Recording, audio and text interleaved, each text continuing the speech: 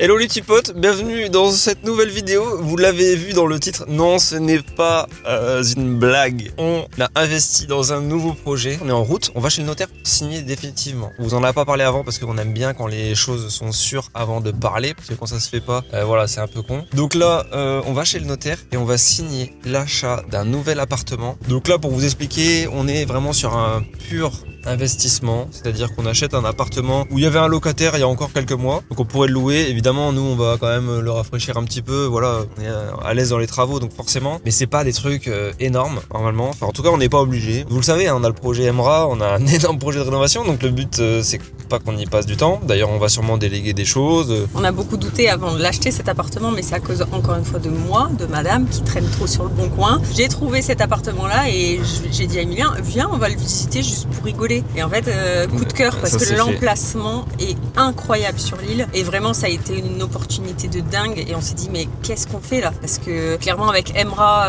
on est déjà sous l'eau et en même temps c'est vrai que bon avec nos sociétés on a de l'argent qu'on doit réinvestir. Ouais, et encore là ce qui est bien, alors tu dis ça mais en même temps non, parce que on emprunte le maximum. Oui. Là le but c'est vraiment de se dire voilà, en fait on veut faire un max d'investissement le plus tôt possible pour la retraite, pour le futur, pour nos enfants. Donc là l'idée c'est qu'on s'est rendu compte qu'en empruntant sur 20 ans, on allait avoir une mensualité de, je sais plus, 1100 euros, un truc comme ça, et que l'appartement peut se louer 1000 euros assez facilement s'il est évidemment rafraîchi. On va vous le montrer dans cette vidéo. 1200 euros meublé. On l'a fait estimer par une agence immobilière et en meublé, elle a dit qu'on pouvait louer 1200 euros et ça nous coûte 1100 euros de crédit. Voilà, donc c'est carré. Donc là, on est sur un truc qui est quasiment en autofinancement. Et après, bon, il y a les taxes foncières, il y a les assurances, il y a plein de trucs, évidemment. Mais même si on rajoute 100 ou 200 euros par mois, c'est ok. Pourquoi? Alors attention, là, on n'est pas sur un achat en nom propre. Donc c'est pas avec nos fonds personnels. C'est important de le préciser. Là, c'est un achat en SCI. SCI qui est encapsulé finalement dans nos autres sociétés. Comment? Il y a une société holding.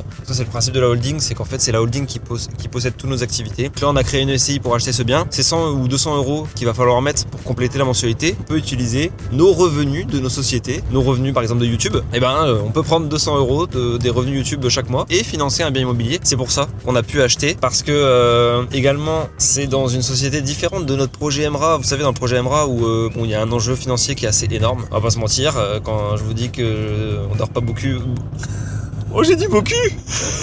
Quand je vous dis qu'on dort pas beaucoup, c'est parce que c'est réel. Mais en fait, l'avantage, c'est que c'est séparé, c'est une société différente. Donc la banque veut bien nous prêter. En plus, comme c'est un bien qui est déjà loué, qui va être loué tout de suite, il n'y a pas beaucoup de risques. Donc là, on peut emprunter beaucoup plus facilement que pour le projet Emra où, vous savez, on n'a pas eu tout le financement parce que c'est un projet entrepreneurial.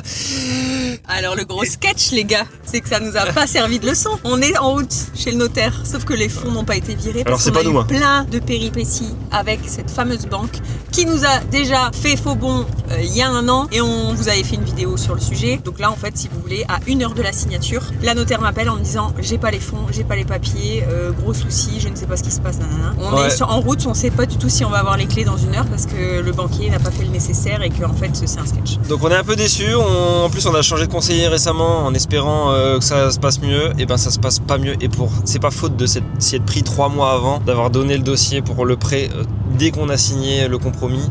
Enfin il y avait tout et là il y a un appel. Grégoire Lemaire à l'appareil. Oui. Je vous dérange pas? Non, on est en route justement. Alors, on est en train de recevoir les éléments de la banque là, on n'a pas encore reçu le virement. On vient de recevoir le pouvoir il y a 3 minutes. C'est en train de tomber, donc il y a pas de souci. Je comprends parfaitement. Tout va bien. On arrive, on fait au plus vite. Ouais, on arrive tout de suite. Merci. Merci, à tout de suite. Vous voyez, on vous a pas menti, hein. Quand on vous dit que c'est 1 heure avant, ils ont reçu à 3 minutes les pouvoirs. En gros, les pouvoirs, c'est le notaire peut verser l'argent, enfin je sais pas quoi, c'est leur truc. Et l'argent n'est même pas encore là, on est sur la route, on arrive dans 9 minutes. L'argent doit arriver entre temps. Pour vous dire, c'est un sketch. Et franchement, on se dit, mais putain, mais ça tombe toujours. Comment ça se fait quoi? A priori, ça va se faire. Notre notaire, en tout cas, franchement, il est super. Monsieur Grégoire Lemaire, franchement, je lui fais un petit clin d'œil à Comines parce que il est super sympa, super accessible. Il nous renseigne. Il y a eu des projets qui se sont pas faits, il y en a qui se sont faits, il a été là, il est derrière nous. C'est très agréable, franchement c'est très agréable. Et en plus nous on est quand même assez loyal et fidèle. Nous on le fait travailler systématiquement sur nos projets. En plus on sait qu'il vérifie tout dans les moindres détails. Ça c'est ultra important, toutes les petites lignes. Donc ça c'est super. Alors désolé, je sais que certains d'entre vous n'aiment pas les vidéos blabla. Nous c'est vrai qu'on s'est dit avec Emilien que même si ça plaisait pas, on trouve ça hyper intéressant en fait de vous partager tout simplement notre parcours parce qu'on ne vient pas de famille aisée, loin de là. Et en fait, voilà, j'aimerais trop faire une vidéo où on vous explique tout, le montage de nos sociétés parce qu'on est très bien aussi accompagné d'un comptable. Voilà, Mario, si tu nous regardes. Je trouve que c'est des vidéos qu'on pourrait faire plus souvent, mais effectivement, c'est pas des vidéos travaux. Donc voilà, dites-nous ce que vous en pensez. Mais nous, c'est vrai qu'on aime bien parler voilà, d'investissement de nos sociétés, de comment on a gravi un peu les échelons, parce que voilà, on vient pas, comme je vous l'ai dit, d'une famille aisée. C'est juste voilà. On est garantis sans héritage tous les deux, et oui, c'est vrai que voilà, on a fait des trucs, mais on les a fait nous, et on a le droit d'en être fiers, et surtout, on peut, ça serait bien de vous en parler. Parce que c'est quand même, je trouve, inspirant. Nous, on est les premiers à regarder des vidéos sur YouTube de gens qui entreprennent, qui expliquent. Et ça, à chaque fois, on se lève le lendemain matin, ou des fois, on s'endort pas jusqu'à 1h du matin parce que ça nous fait discuter. On se dit, mais putain, hier, on a regardé La Boiserie jusqu'à 1h du matin, par exemple, parce qu'on le trouve hyper intéressant. Ce gars, il dormait dans une caravane. Aujourd'hui, il est millionnaire. Voilà, c'est des gars génie. Comme ça. Mais oui. En fait, il faut juste se sortir un peu les doigts. Moi, voilà, ma maman est femme de ménage. Mon père a toujours travaillé à l'usine depuis mes 16 ans. Je me suis inscrite en boîte d'intérim et en fait, je me sors les doigts et voilà, je travaille 7 jours sur 7 et aujourd'hui c'est peut-être aussi un défaut parce que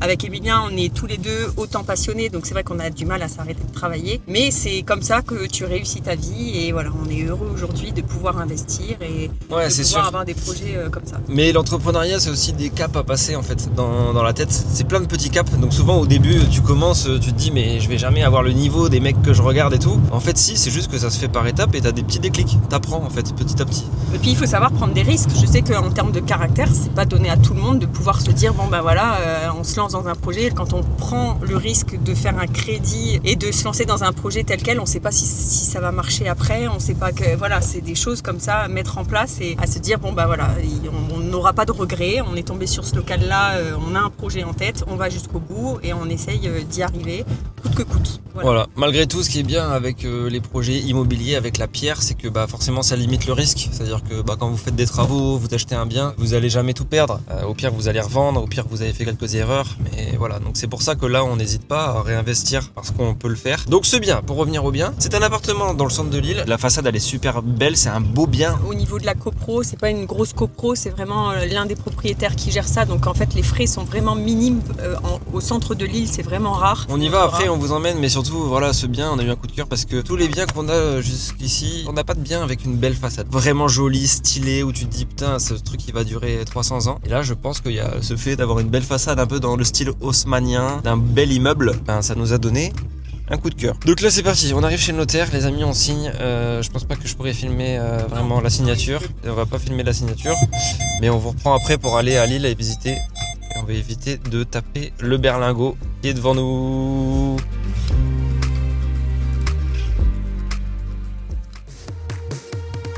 Bon, ça y est, c'est signé. Félicitations. Nous sommes propriétaires d'un nouveau bien immobilier. Les gars, pendant 30 minutes, on a parlé au notaire, il n'y avait toujours pas les fonds. On stressait, on s'est dit waouh, on est là pour rien. Il rafraîchissait la page, les fonds n'étaient pas là. Et après, bingo. Dites-vous, c'est pendant qu'on relisait l'acte que ça y est, le virement est arrivé. On a failli pas pouvoir signer. Donc ça y est, on a les clés. On va pouvoir aller vous montrer et vous faire visiter ce petit appartement de 48 mètres carrés à Lille. On y va et on va manger avant même. On commande une pizza et on mange dans l'appart. On mange dans la pizzeria. On va rencontrer les voisins. Le pizzaiolo, on va lui dire bonjour. On va prendre les pizzas. On va lui dire qu'on a signé. Allez, il va nous offrir la pizza. Pour nous féliciter. Allez, c'est parti, on va aller les amis. Bon, ça y est les amis, on arrive devant notre nouvelle propriété. Donc là, je vais vous montrer à quoi ça ressemble. On est donc dans Lille et on est tout près de la Porte de Paris. Donc c'est magnifique. Je vous montre ce qu'il y a devant nous. Voilà donc la Porte de Paris. Un superbe monument, franchement. Et ça fait partie un petit peu du coup de cœur qu'on a eu puisque l'appartement est littéralement sur cette place qu'ils ont complètement refaite là. Vous voyez toute la partie avec du gazon et tout. Avant, c'était une route. Il y avait des voitures qui passaient là. Maintenant, tout est piéton et c'est vrai que ça donne carrément du cachet à l'endroit. C'est beaucoup plus joli. Et c'est vraiment un coin où il y a des belles façades, hyper travaillées. Et donc on a vu sur la Porte de Paris. Franchement, c'est hyper cool. Il est juste là. Voilà. Et l'appartement est juste en face là, on va y aller juste après. On est au 3e étage de l'immeuble que vous voyez juste en face. Donc voilà. Et ce qu'il y a d'encore mieux, c'est qu'en fait on fait partie d'une petite copro et juste en face, enfin juste en dessous, il y a une magnifique pizzeria tenue par de vrais Italiens. Les pizzas sont incroyables. Et juste en dessous, c'est tout simplement un café viennoiserie qui est ouvert depuis 26 ans maintenant. On a rencontré la responsable, trop gentille. Donc voilà, il y a tout à portée de main, on va être trop bien. Allez, vous voyez la petite boulangerie qui est en dessous, on va se prendre un petit café et ici c'est la porte de l'immeuble, de l'appartement. Une porte qui est très jolie aussi déjà. C'est parti pour la visite. Donc ici on partage la partie commune avec la pizzeria justement, donc il se charge des poubelles. Donc là on va prendre les escaliers, mais sinon il y a un petit ascenseur qui est plutôt pratique.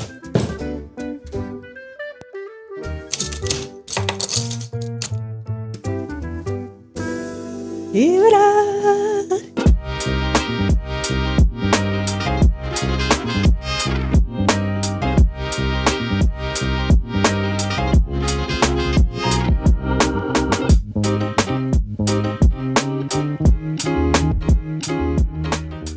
Donc nous voilà dans cet appartement de 48 mètres carrés. Donc cet appartement était déjà loué, donc il est plus ou moins propre. Il y a des toilettes, une salle de bain et il y a une très grande salle. En fait, on pensait qu'il allait avoir une chambre séparée, sauf que la chambre, elle est juste derrière cette porte. Donc vous avez la possibilité de fermer pour faire un salon salle à manger ici et une chambre de ce côté-là. Cette cheminée, elle est incroyable, je la trouve magnifique. Mais par contre, les conduits sont pas réutilisables. Donc on a vu avec le voisin d'en dessous, le conduit en fait n'est plus du tout exploitable. Mais j'aime pas du tout la façon dont ça a été fermé. Donc je pense qu'on va casser et on va créer quand même une profondeur parce que là c'est pas très joli. On va vous montrer quand même la vue. C'est quand même la base. Attends, il y a un petit balcon là-bas, on peut ouvrir là. Enfin, c'est pas vraiment un balcon, mais en fait il y a un beau window en dessous, ce qui fait qu'il y a une petite avancée là, vous voyez en dessous.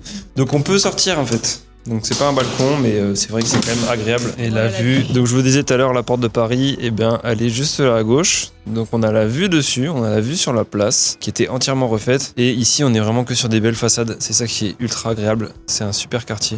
Et là, en fait, c'est en plein hiver, mais moi, quand je l'ai visité, c'était en plein été. Et les arbres, il y avait les feuilles limite qui entraient dans l'appartement. Ça donnait vraiment un effet, enfin, c'était incroyable. Ça a l'effet un peu campagne, mais en pleine ville, parce que là, on est vraiment au centre de l'île, pour le coup. Il est hyper lumineux. On est au 3e étage, donc on a vraiment une lumière traversante. Et comme je le disais, donc ici, j'ai un peu la vision de comment on va aménager les espaces, puisque pour rappel, on doit faire quand même une chambre, salon, salle à manger dans cette petite pièce. On va changer le sol, c'est du stratifié. On va garder toutes les moulures sur les placards, sur les cheminées, mais on va également en rajouter, puisque là les plafonds sont très classiques, très blancs. Là j'aimerais vraiment apporter des belles rosaces, on va voir avec Oracle Décor, pour pouvoir vraiment jouer là-dessus. D'ailleurs j'ai fait avec ChatGPT, j'ai su faire quand même des visuels assez parlants. Donc voilà, donc on a un petit couloir ici, mais par contre ça manque cruellement de rangement. Donc moi j'avais pour idée de condamner cette porte-là pour pouvoir mettre un placard ici de rangement à l'entrée, et en fait on aurait accès ici au salon salle à manger et la chambre serait accessible de la pièce principale. Voilà pour l'entrée. Les toilettes, petit rafraîchissement, mais on va changer les sols bien évidemment, petit coup de peinture. Et là le plus gros du boulot, ça va être d'apporter de la lumière naturelle, puisque dans la salle de bain, vous le voyez, c'est hyper sombre et c'est pas un mur porteur ici. Donc l'idée, déjà, la porte dans la cuisine, elle sert à rien. Donc là on va ouvrir tout à hauteur pour vraiment avoir un maximum de lumière ici dans le couloir. Et en plus, j'aimerais mettre des carreaux de verre ici sur la hauteur pour récupérer la lumière de la cuisine dans la salle de bain. Mais il y a une baignoire et un évier. Et la salle de bain est assez grande, je trouve. Elle est assez fonctionnelle, assez pratique. Donc, Et la cuisine, par contre, elle est dans son jus. Mais encore une fois, fonctionnelle. Ils nous ont laissé le frigo, évier. Il y a ici une plaque et une hotte. Mais en fait, l'idée, c'est vraiment de totalement la changer, faire un peu comme on avait fait à l'appartement à Lille, l'autre appart. Par contre, on va faire une cuisine Ikea, mais on va vous donner des petits tips pour avoir vraiment une cuisine assez haut de gamme avec des beaux matériaux, un beau plan de travail, une belle crédence, mais avec les rangements Ikea. C'est assez pratique. Donc la chaudière se trouve ici. Moi j'aimerais bien créer un meuble aussi sur mesure pour pouvoir la cacher, mettre une petite banquette pour pouvoir également manger ou déjeuner ici dans la cuisine. Donc voilà, on veut rendre cette cuisine assez fonctionnelle. Ce qui est bien, c'est que en fait l'appartement il est traversant, donc là il y a la lumière, il y a des fenêtres de ce côté-là, et pareil de l'autre côté. on a des fenêtres vers l'extérieur. Donc ça c'est quand même assez agréable, c'est assez lumineux de partout en effet, sauf la salle de bain où là on va peut-être trouver des petites astuces, mais la salle de bain c'est moins grave. En tout cas ici c'est vachement lumineux, donc ça c'est cool. Et encore les peintures grises et tout, je trouve que ça gâche un peu la lumière, donc là je pense qu'on va le faire assez blanc, assez clair, mais travailler vraiment la partie moulure à fond pour lui donner un côté très haussmannien, très parisien, chic quand même, tu vois, mais en même temps avec des éléments de déco peut-être un peu modernes pour...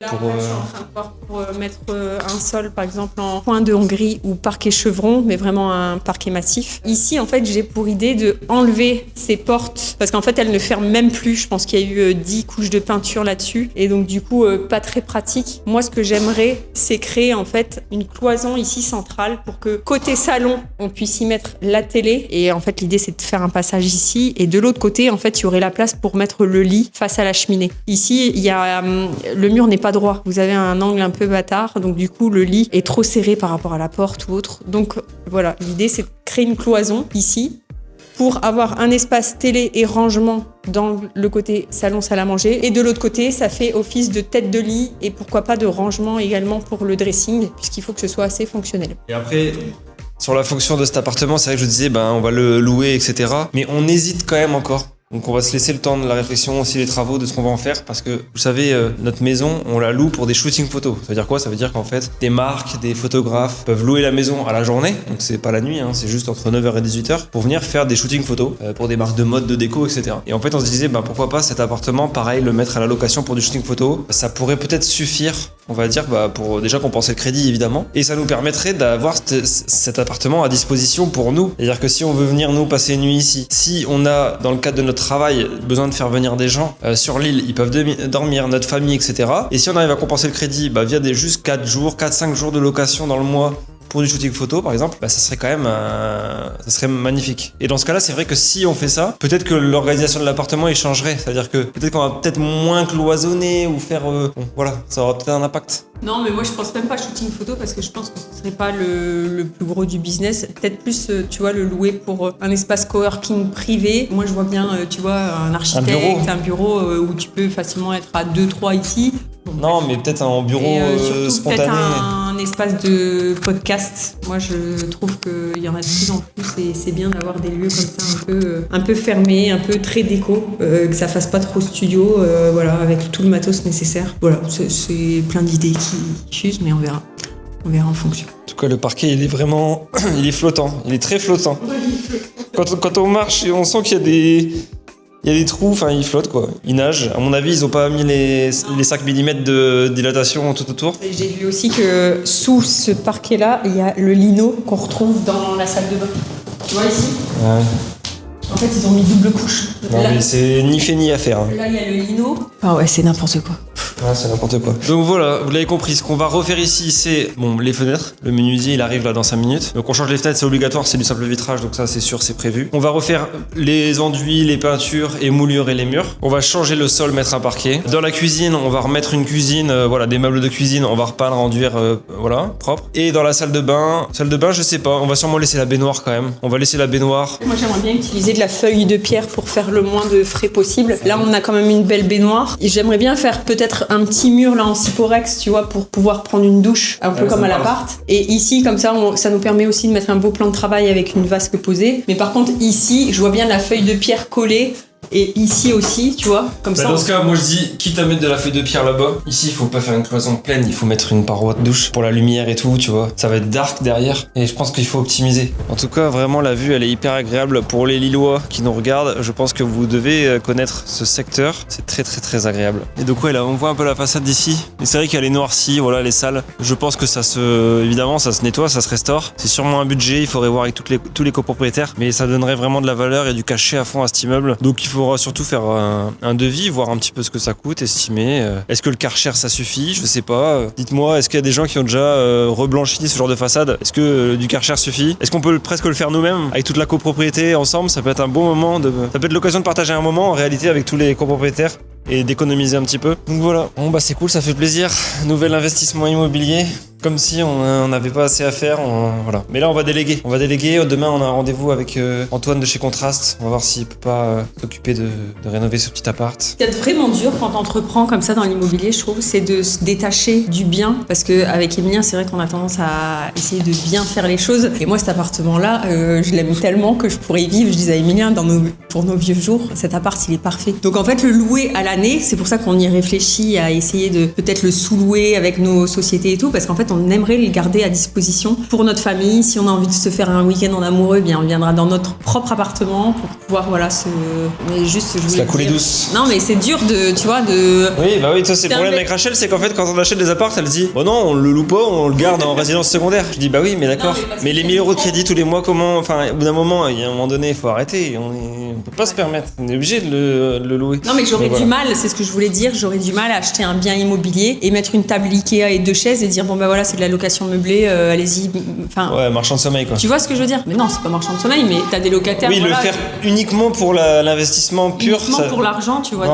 Tu le meubles avec du Ikea et puis tu le loues comme ça. Je sais qu'il y en a plein qui le font et qui arrivent à le faire, mais c'est vrai que moi, quand j'ai un coup de cœur immobilier, bon bah voilà, je l'achète, mais je me projette déjà, j'essaye de faire le truc au max. Et je sais que ça peut être un défaut aussi parce que c'est au final beaucoup d'investissement pour le mettre en location et avoir des locataires qui respectent pas forcément le bien immobilier. Donc voilà. Non, ce qui est sûr, c'est nous, quand on rénove, on fait toujours à fond. L'appartement précédent qu'on vous a partagé, on a fait les choses bien. Il est très joli, quoi. Je veux dire, on a mis que des beaux trucs. Notre maison, c'est pareil. Chez Emra, l'autre projet, on va faire évidemment tout canon. Et ici, on peut pas faire à moitié. De toute façon, on est comme ça. Donc, toi, t'as des idées très poussées en déco, et moi, je suis perfectionniste sur les finitions, sur faire des trucs bien solides qui tiennent longtemps. Donc, en fait, on se complète bien là-dessus. Et pour l'instant, on a eu de la chance parce que l'appartement à Lille, il est loué par nos amis, et donc du coup, ben voilà, on fait une confiance aveugle en ces personnes. Et Apo nous a envoyé un message encore il y a 2 jours. Ça m'a fait sourire. Elle m'a dit, je voulais te dire, je suis vraiment trop bien dans votre appartement. Et ça nous touche parce que vraiment, ça nous a fait drôle. Ça nous a fait vraiment beaucoup. Ouais, ça nous a touché parce que voilà, on se donne à fond. Et c'est vrai qu'au moment de l'appartement, on était dans le mal. Franchement, quand on y allait, on était déjà sous. En fait, on avait la maison à rénover